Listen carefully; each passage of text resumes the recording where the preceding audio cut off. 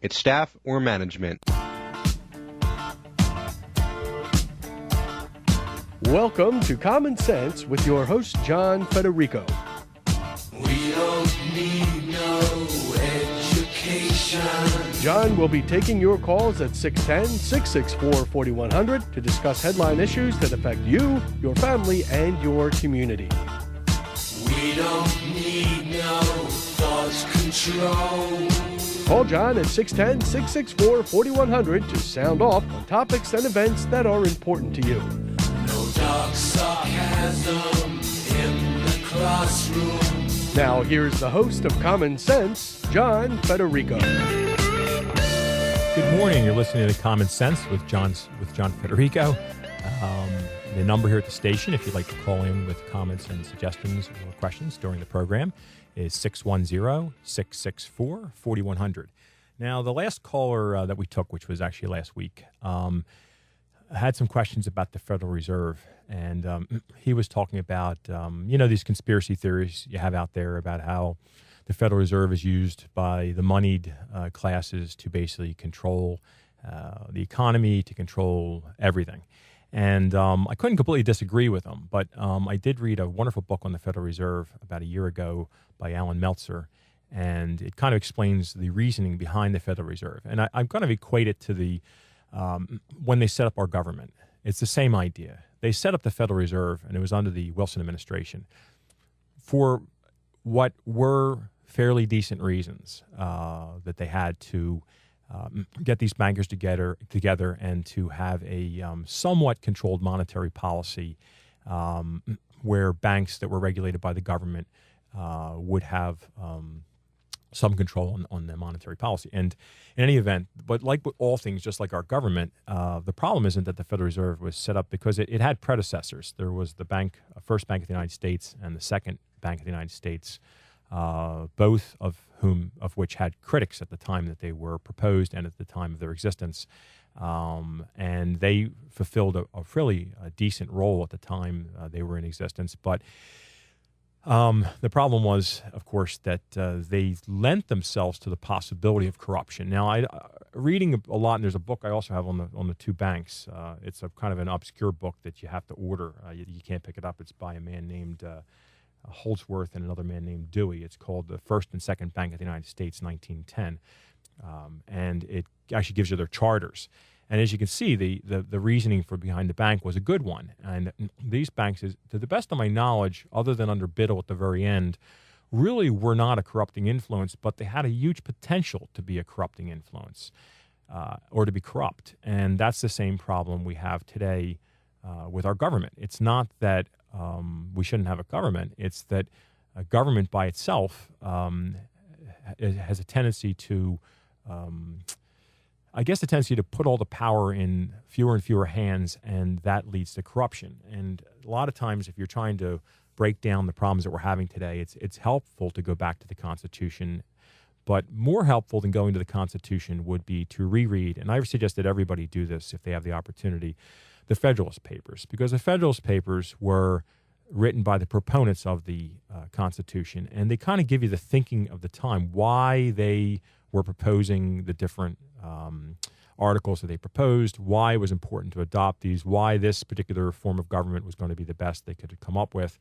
But even in the Federalist Papers, it warns over and over again, and the reason why they set the government up in the manner that they did was they believed that, and this is actually in number 10, I think this is Hamilton, I'm not sure, but because there were three authors here, enlightened statesmen will not always be at the helm. And that, I guess, is the problem with government. If, as Thomas Paine wrote once, if the government were by angels, actually, if we were all angels, we would need no government. But if the government were by angels, you really wouldn't need to keep an eye on them. The problem today is not that we don't need a government. It's that our government is keeping an eye on us rather than us keeping an eye on our government. And a lot of those powers, it accelerated a lot in the last few years, were given over to the government for what are considered national security reasons. And everybody's in favor of national security. We want our airports to be safe, our airplanes to be safe, our borders to be safe. But when you give up some of your freedoms to the government, It's a scary proposition because at what point does the government have the power to exercise those abilities that you give it in an injudicial manner? And that's the problem. I mean, it's not that you don't want the CIA and the FBI to be in existence because they've been, in many cases, a force of good. The FBI was able to clean up a lot of the problems they had after prohibition and mafia, all those things. It was a powerful organization that could take care of those problems. And the CIA, of course, has been at the beck and call of the Defense Department to, further understand our enemies abroad. So they're important organizations. But as the government takes more sweeping power, we have to be concerned with just how they implement that power and how they guard that power. So there's a lot of people out there today that are talking about making changes. Actually, they're not talking about making changes to the Constitution. They're talking about parts of the Constitution that are in a violation right now by the federal government, in some cases by state governments, but in most cases it's the federal government. And a gentleman was nice enough to send me some information on, I guess they're called the Tenthers, and another article. There's both the 10th section to the first article and also the 10th Amendment. And the 10th Amendment's the big one that they believe the federal government is in violation of. And that's the one where it says that if the federal government isn't given a power in an enumerated fashion in the Constitution, those powers not given to the federal government specifically are reserved by the states and by the people of those states. And that's pretty important stuff because the federal government seems that it has any power that it doesn't, that's not particularly prescribed against, which is it's the reverse of the way the situation should be. And I think that's what causes a lot of the problems with the federal government. It's just grown. It's used every clause of that Constitution to expand its power, its income, and its control. And even if you go back to the Articles of Confederation, this was a healthy read too. It's not a very long document, the Articles. But interestingly enough, there are some wonderful clauses in those articles that got left out of the Constitution, either by design or by accident. But one of them, which I found really helpful, was in Article 5, where it says that delegates to the what was at that point the convention of the article of Congress, that they a delegate could not hold more than 3 years in any 6-year period in power. So it meant that anybody representing a state in Congress in a period of 6 years could only be a representative for 3 of those 6 years. That would just be wonderful if that were the case today. Imagine the turnover. I mean, these guys could rerun again. It didn't say they couldn't rerun again after 3 years out, but it gives them a chance to force them to go back into the population. Of course, today, we have other problems because instead of going back into the population, they become consultants and lobbyists and then go right back into government again.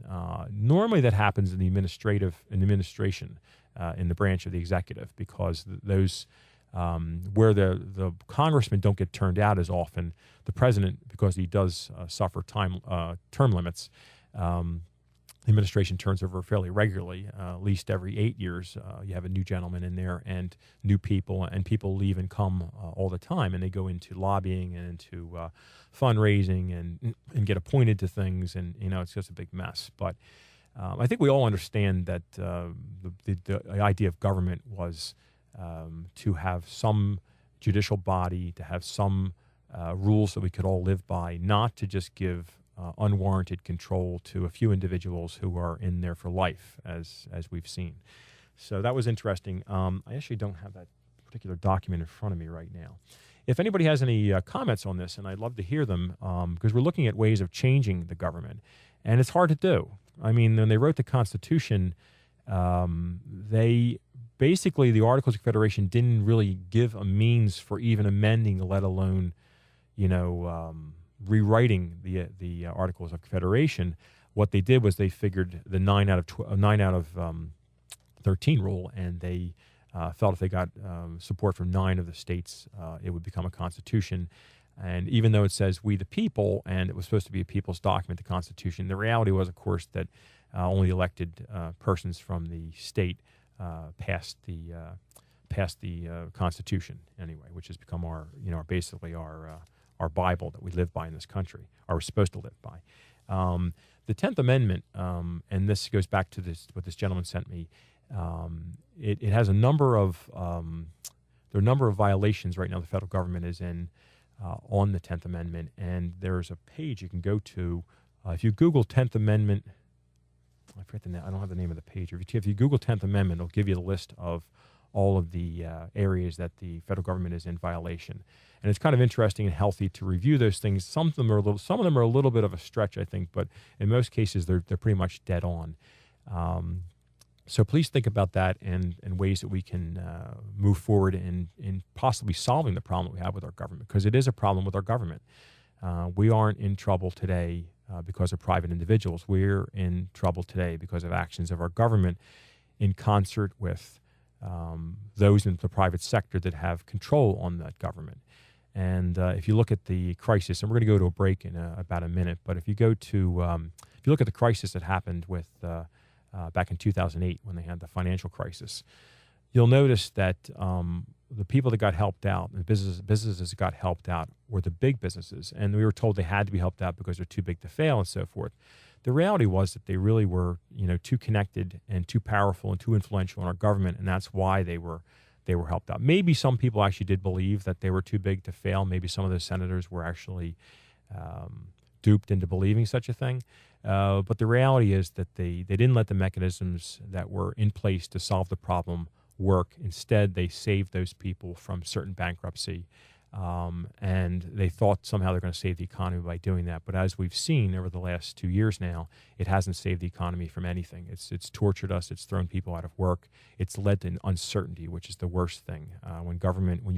It's bad enough when you have a bad government. When you have a bad government that acts in a haphazard manner, and that's the only way you can define the way they worked, is haphazard. You certainly are going to have a problem in the business community, having business people understand how they can invest, how they can grow their companies when the rules just change every day, and the lending criteria change every day. And it's been tough, and that's part of the problem was caused, or a lot of the problem was caused by the reaction to the crisis that occurred. So we're going to go to our first break now, and if you get a chance to call in after break, the number here is 610-664-4100.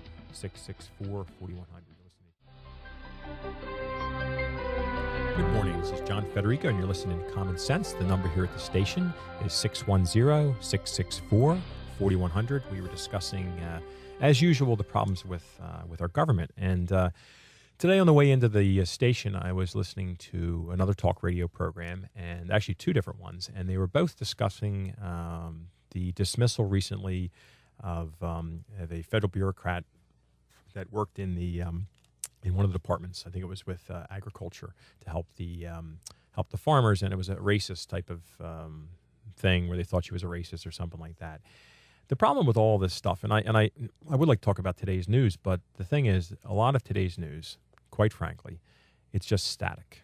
I mean, yeah, it's important. Yeah, I want to talk about it. It's like reading People magazine. It gets you to think about things that, yeah, okay, it's important, I guess. To her, it's certainly important to her, and it's important that we know about it. But to dominate the news coverage for a day or 2 days, it's silly, and it takes our eye off the ball, which is that it's not these little things that bother me. These little things actually are kind of expected. I mean, they got a video from this woman from, I don't know, like 25 years ago.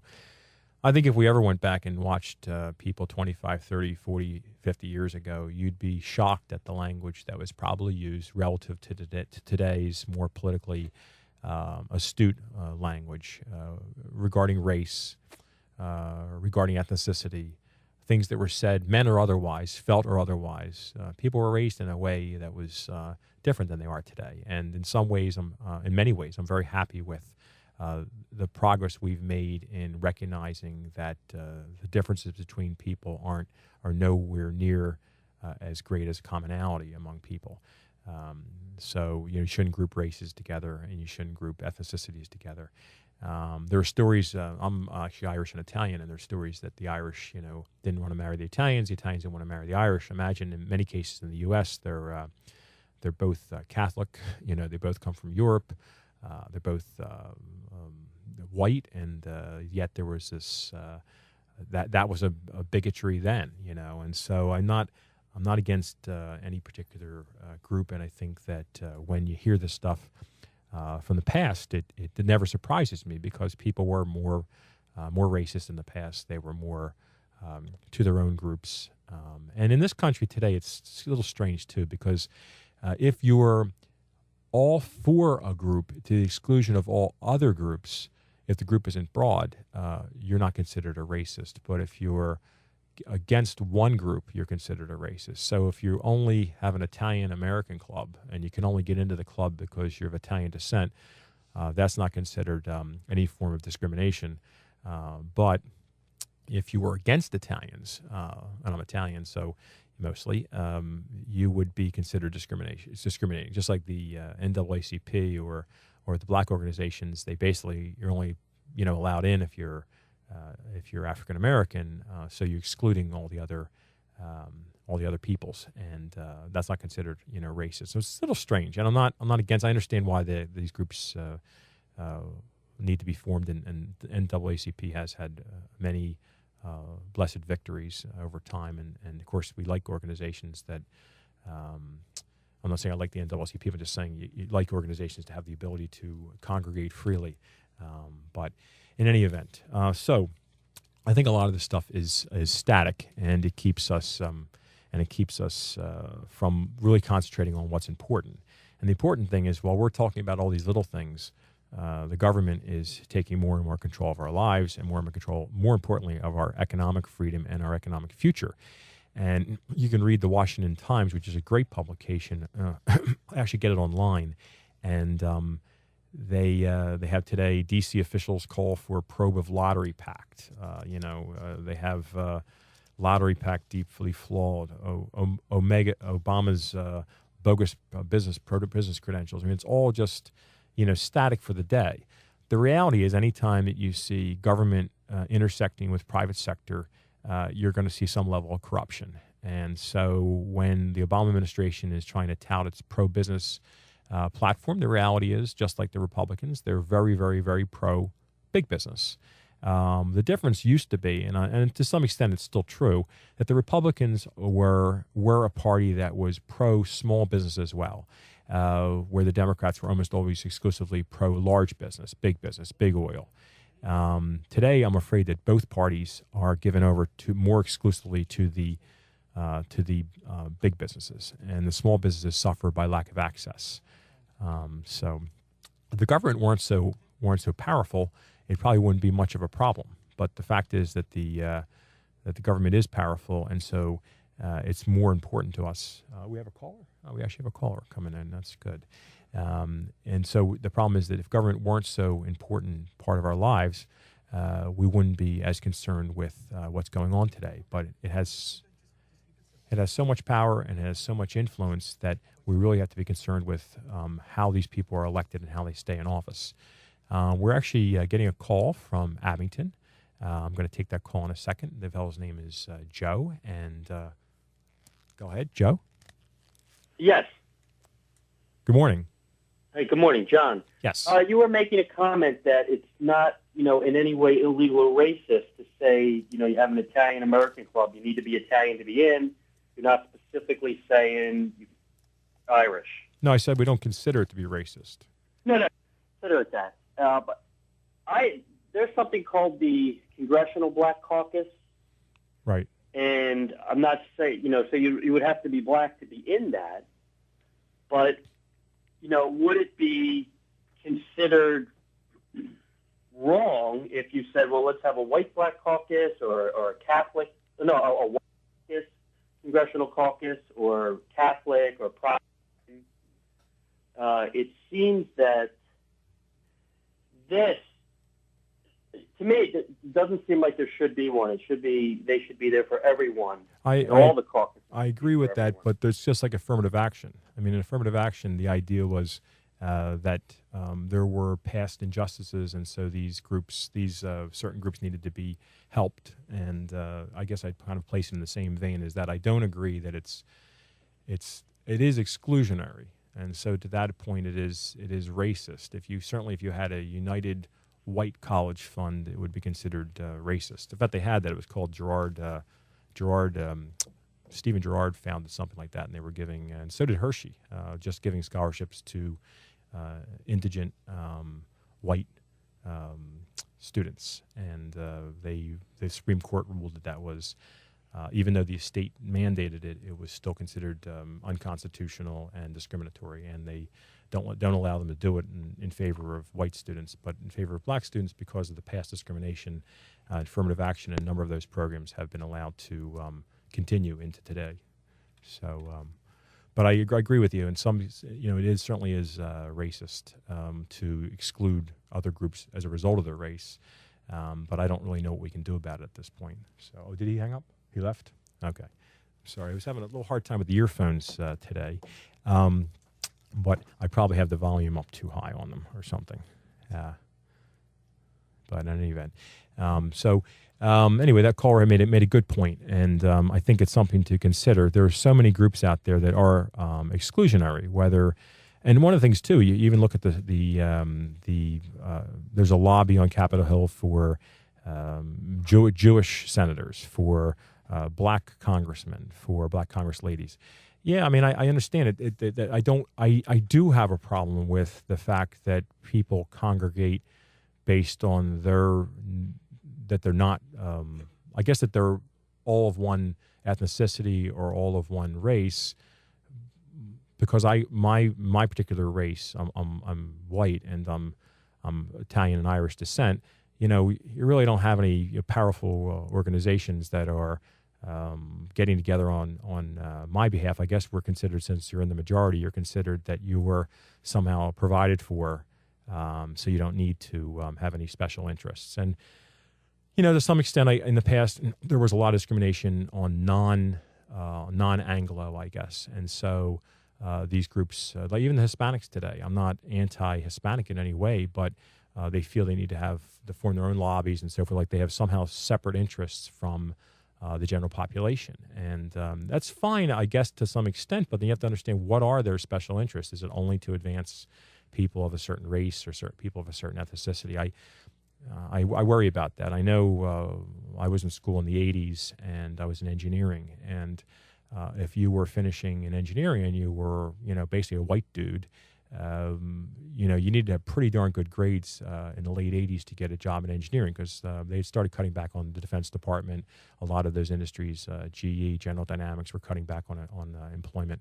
But if you were a minority or a woman, and women are considered a minority even though they make up a majority of the country, you basically had a job, and so, yeah, there were past discriminations, but sometimes in my generation anyway, there's been a lot of, reverse discrimination, and we laugh it off kind of, because, people were doing pretty well and so forth, but it wasn't right. I don't feel that people should be admitted to schools and admitted to jobs simply because of the color of their skin or because of their ethnicity.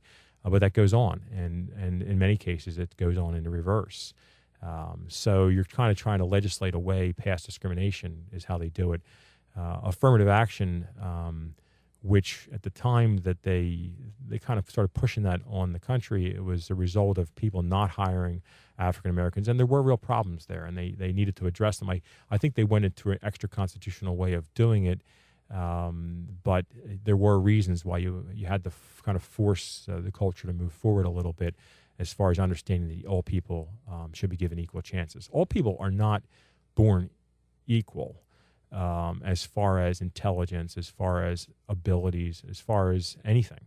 But they should be given equal opportunities. They should be provided that no matter who you are, you can succeed.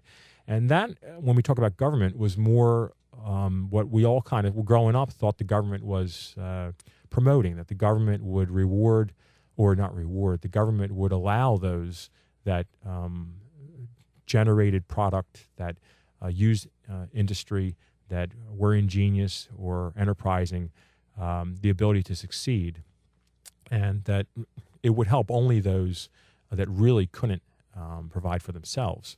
But the role of government changed a lot, and now the biggest problem is that it's not seen anymore as a fair referee. It's not seen anymore as an entity that is for the promotion of industry. it's now seen as an entity that will only promote those industries that give heavily in the political realm, that give large amounts of contributions to the senators and congressmen in power. And so it's no longer looked at the same way. The federal government was not there to protect our rights. Our Constitution, as I said before, is there to protect us from the federal government and those encroachments that they may partake. And it has really encroached, and we've allowed it. Now, there were times, and they use emergencies, as Rahm Emanuel said, a good emergency shouldn't go to waste. And every time there's been an emergency, the federal government has almost always, at least in the last 100 years, moved towards more excessive control of private industry. You have to recognize that what happened with this crisis recently was promoted by the government. They allowed it to happen. They saw it happening, and they encouraged it. Because what? The government is made up of men, and men aren't perfect, no doubt. But more than that, men can be corrupted, and men were corrupted. And they just let this thing keep blowing out of proportion. They let Wall Street take control of the financing of almost the entire real estate market at one point.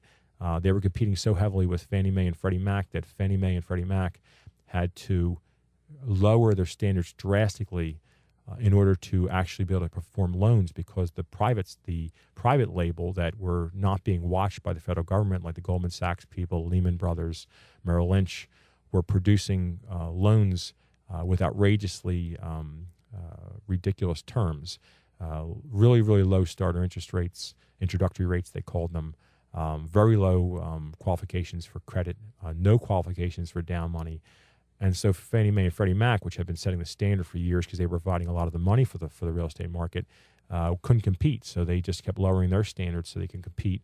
They were getting pressure from a lot of congressional Democrats, and in the end, even the Bush administration, but initially congressional Democrats, to produce more lending for those people at the bottom of the spectrum, at the bottom of the pyramid that couldn't afford housing. They felt that everybody should have a house. And, it's a noble ambition to give everybody a house. But the problem is, if you give them a house, you expect them to pay taxes and a mortgage on it, and they don't have the income to substantiate the repayment, you're going to end up having a problem. And the government saw this, and people in government saw this, the Larry Sumners, the Robert Rubins, and they really either didn't care or were so convinced that we had moved into a new realm that we didn't need to watch this private sector, this lending activity anymore.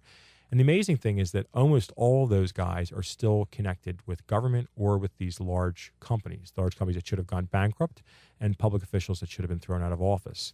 They're basically running rampant through the Obama administration. They were in private sector during the Bush administration, a lot of these guys, and they're still there, and they're still in power. And they made all these tremendous mistakes, but they're at the top of the heap. They're always going to get taken care of. And that's the problem with government. Government shouldn't be taking care of people at the top that make huge errors like this.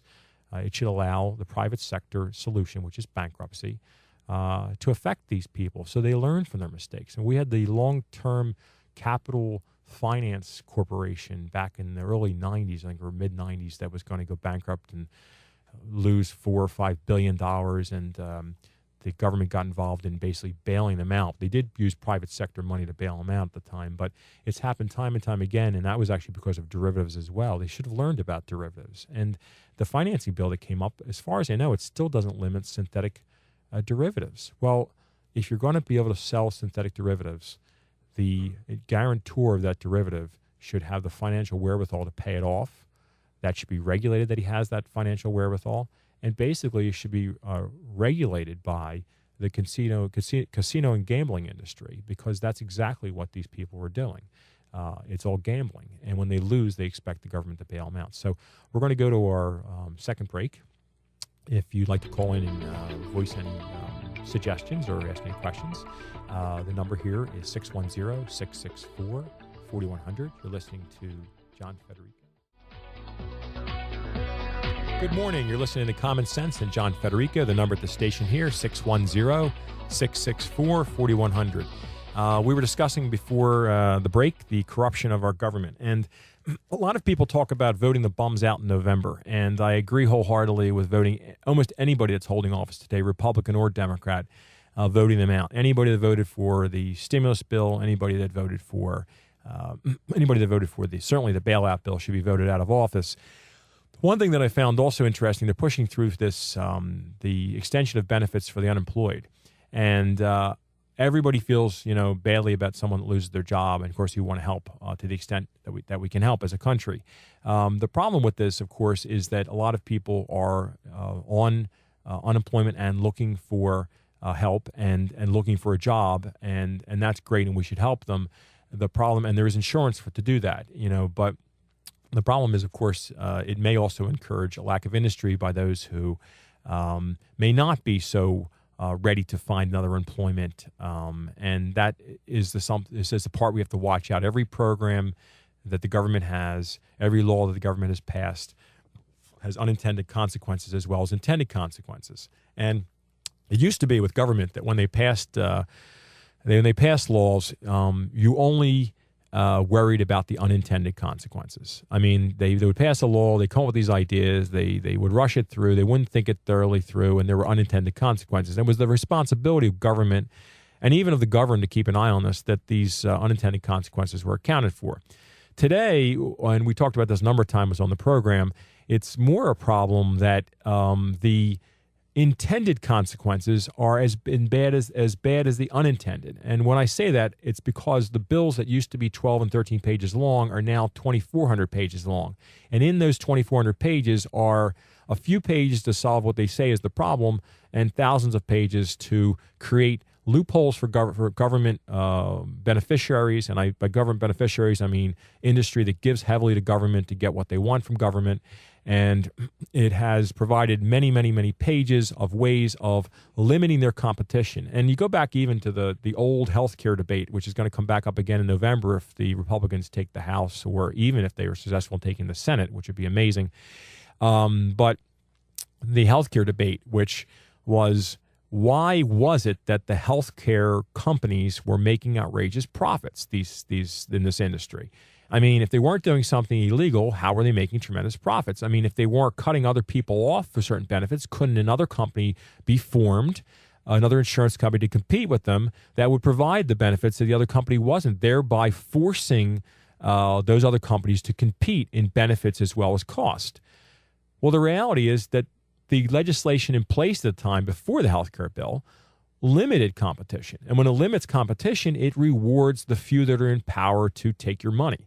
And that happens all the time. I mean, there is already one monopoly in this country. It is the United States government. The United States government is a monopoly. We have one federal government. So they monopolize all of the powers that were vested in them by that small little group of men and women that control our country today. But they create, with their powers, and the state does the same thing in different states, they create favorites among the private sector. And that was not the job for government. Okay? It's bad enough that in the military they single source things and can't get multiple bids. That's bad. But when they actually limit competition, and that's what a lot of regulations do. As I said on the program a week ago, there's an ordinance floating around in New York City to limit short-term rentals and to eliminate them in apartments. And of course, they always quote the same stuff. They quote, "Oh, we're doing this because we're trying to help the health. This dangerous. No noted cases where there's any danger, but God forbid there should be one. But we're trying to help the consumer that's being ripped off somehow. Consumers are pretty good about regulating that stuff themselves with things like online rentals. But the government persists. Well, who are they really backing? They're really backing the hotel industry, which is getting hurt by private individuals renting their apartments out. So they're going to restrict the others' ability to rent out to pad the bottom line of the hotels. I mean, that's obviously why they're doing it. Now, it may be a good bill, it may be a bad bill, but you can see where the motivation is. They're not lining up because they're motivated by human suffering. They're lined up by whoever's giving to their particular campaign that they're running, whether it's the city or the state or the county. I don't know if many people give to county campaigns, I don't know, but or the federal government. And there's always somebody got that has the ear of some senator or some congressman on some committee, and he gets that ear by paying a lot of money for it. So if the government can be weakened, it can be deconstructed, it wouldn't be as important who they reward. I mean, it would be to some extent, but not as important. But as they are passing so many laws with such a rate, and they're limiting so much of the private sector with these rules, you got to watch who they're limiting and how, because they're doing it so fast, it's hard to keep track of it. And when they pass 2,400 pages, as I said many times in this program, 2,400 pages means that we're all getting screwed. If it was a 3 or 4 page bill or a 5 page bill, we'd all understand. Look what happened to Paulson when he tried to, what was it, a 1 or 2 page bill he came in there with? Everyone understood what he was trying to do, and they shot him down because we're not going to give you $700 billion to do as you please. That bill makes no sense. We understood that because it was 1 page. You know, you could post on the front of a web page. You wouldn't have to read deep into the web page to find that information. Okay? Maybe he was trying to be too honest. Instead, they went around and got this crazy bill, same amount of money or more, with many, many pages empowering the Treasury to do all the same sorts of things the 1 page could do, but hidden in certain languages of that bill, the TARP bill. So that's the danger with government. You'd almost like to see an amendment where Congress can't pass more than 10 pages at a time, you know, without an up and down vote in both houses. Maybe it would might slow government down. Gosh, you wouldn't want to do that. Might bottleneck Congress. Wouldn't want to do that, you know. So I think that's been part of the problem here is that government is made up of people who, if they weren't corrupt when they got elected, shortly afterwards became corrupt. I look at the 94 Republicans the 1994 Republicans who took over the House, and they were going to be so wonderful, and that lasted about 2 years. The same reason I will never vote for Newt Gingrich ever, because he had his opportunity. He could have been ingenuous. He was disingenuous. He went in there. He could have passed all the types of things that they promised, one of them being term limits. But all of a sudden, you know, wasn't so much in favor of term limits anymore. You know, they voted for it. All of them voted for it on a different measure, so they could say they voted for it, but somehow with the Republicans controlling both houses, they couldn't pass it.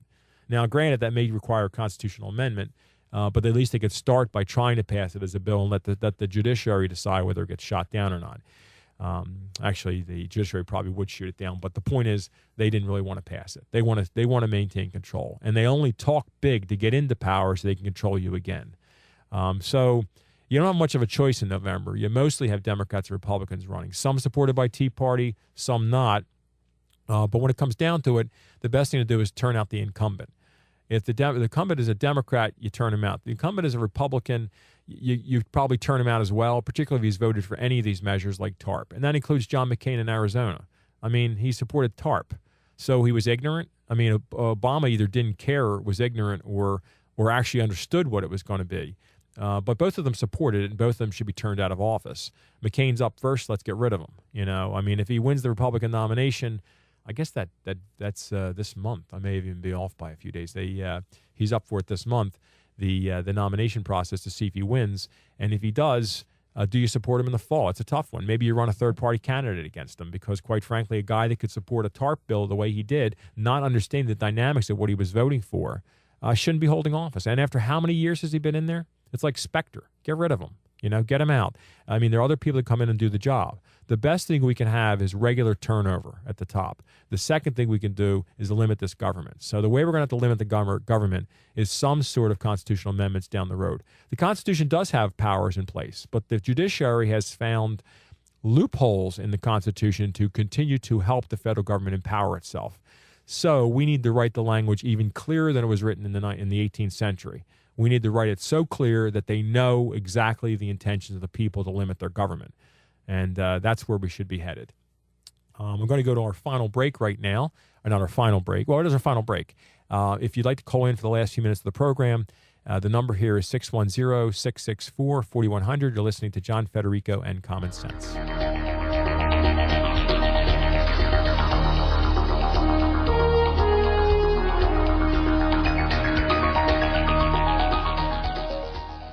Some people would call him a loser. He ran for state office. He was beaten. He started a business. He failed. He ran for Congress. He lost. He was nominated for vice president. He lost again. But he knew only those who never try are the real losers. And Abraham Lincoln was no loser. Persistence. Pass it on. A message from the Foundation for a Better Life. America's veterans have served our country in both war and peace. It's because of people like you that we are free. My class was learning about war and how hard it is. I wanted to do something to let them know how I feel. Now there is a way to thank them for helping keep America free. Log on to thankyouveterans.org and type a personal message of thanks. Dear Dad, I've recently come to understand how important your service to America was, and I just wanted to say thank you. There are 26 million veterans living in America today, from World War II to Afghanistan and Iraq. We carry our experiences inside. It's nice to have someone say thanks. Let a veteran know you appreciate their service. Log on to thankyouveterans.org, a public service of Paralyzed Veterans of America. You're listening to John Federico and Common Sense as we wrap up our last few minutes of this program. I want to kind of talk about how we can make our country what it needs to be going forward. And it sounds like kind of a big task, right? Many foreigners have, through the years, come to our country to study our country. They've come to the United States to study both its democracy and its freedom. They've come to study its enterprise, its industry. They've come to study those things that have made America great, that have made America in a short period of time from a non-existent country, from a few colonies along the east coast of this great continent, into the greatest and mightiest country on earth, a power of good, a beacon of hope to all. That's what America was. That's what America to some people still is. That's what to more people and a growing part of the middle of this country, when I say middle, I mean non-Democrat and Republican, I mean people in the center that have kept their senses. That's what America still can be and still will be if we can just find ways of reigniting what was great about America. What was great about America was opportunity. It wasn't great that America was kind and gave to the poor. Other countries have done that. We do that better than everybody, but we did it voluntarily most of the time we were in existence. The country was great, not because of its government, but because the government was small and lacked control over its people. The people were unbridled in their ability to prosper and their ability to educate themselves and their ability to grow communities and to grow states and to expand across a continent. And we were not restricted by our federal government. The federal government didn't have a personal relationship with every single person in the country. It had a personal relationship with a few, mostly those who ran for the government. People didn't think about the government that much. In fact, the government only met mostly one time a year, sometimes twice. They would come into session. It wasn't even considered a full-time job. That's the way government was. Government, when it was so small and so lacking in power, didn't think about an expanded role for many years. Then emergencies would happen, and politicians would understand that while the people, the innocent people, were not paying attention, those few people elected could corrupt the system, could expand their power, could expand the state, could take our rights away. They could take our economic freedom away. They could tax us. They could take our money for our industry. Not just against our property and our trade. They could actually tax our incomes. Why? Well, there was always some good program worthy of putting the money. Some program they didn't want to give to themselves, but they felt that, hey, let's just take money from everybody. They can pay. They've elected us to control their destiny. Aren't we the federal government? Aren't we the greatest government on earth? No. You aren't the greatest government on earth. You're not the greatest government on earth. You're a government. You're a government that exists because people placed you there. You're a government that is only tolerated by the people. It's in place because you have to have a government. But a government should be the least. The government should be the smallest. The government should be the least in control. That's the government you want, not a government that's in your face every day, that you fear when you get a phone call from, that you never want to run into, that you never want them to call you. That's not the government that we want. That's the government that we have today. You know, they're watching you. They're watching everything you do. They're expanding their powers. They're getting their tentacles into every single part of your life. That's not the government you want. That's the government that you're going to have, though, if we don't do something. If the people don't wake up and do something, people don't wake up and say, enough with this government. We need to do something to turn the clock back, to change the government, to restrict the government, to make the government understand that it is not the power. The people are the power. The government is something that's put there for the people's convenience, something that's put there to make their lives better, not to take from their industry. So anyway, that's where we're headed. And it disturbs me that not enough people probably We're down to 2 minutes here at the Common Sense.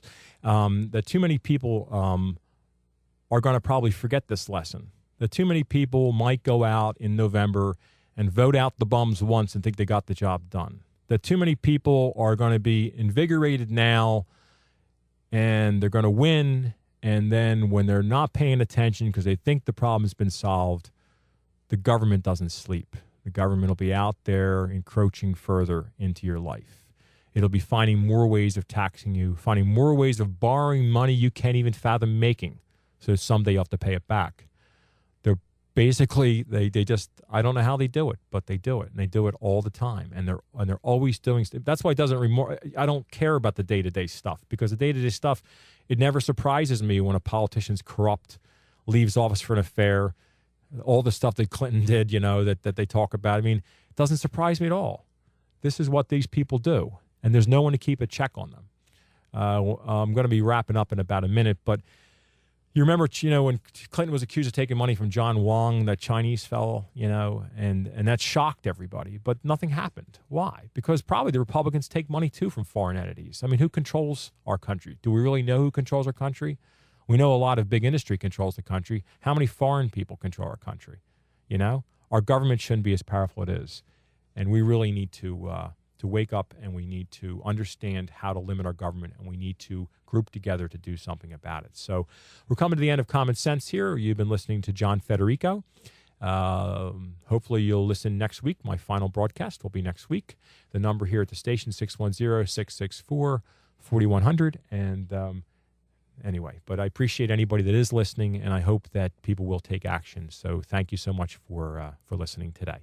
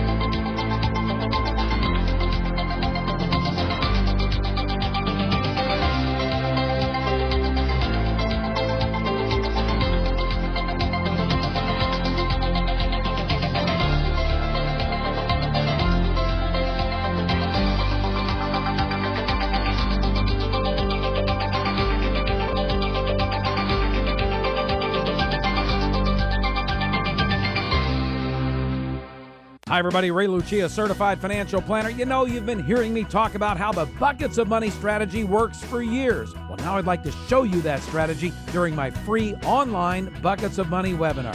What really crystallizes Buckets of Money for many people is when they see it for themselves up close and personal, and when they take a look at the academic research that supports the strategy. So Saturday morning, August 7th, I'd like to invite you to watch my free Buckets of Money webinar with special guest Ben Stein.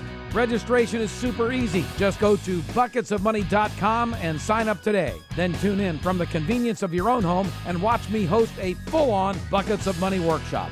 You'll see me do all the calculations firsthand as I fill the buckets.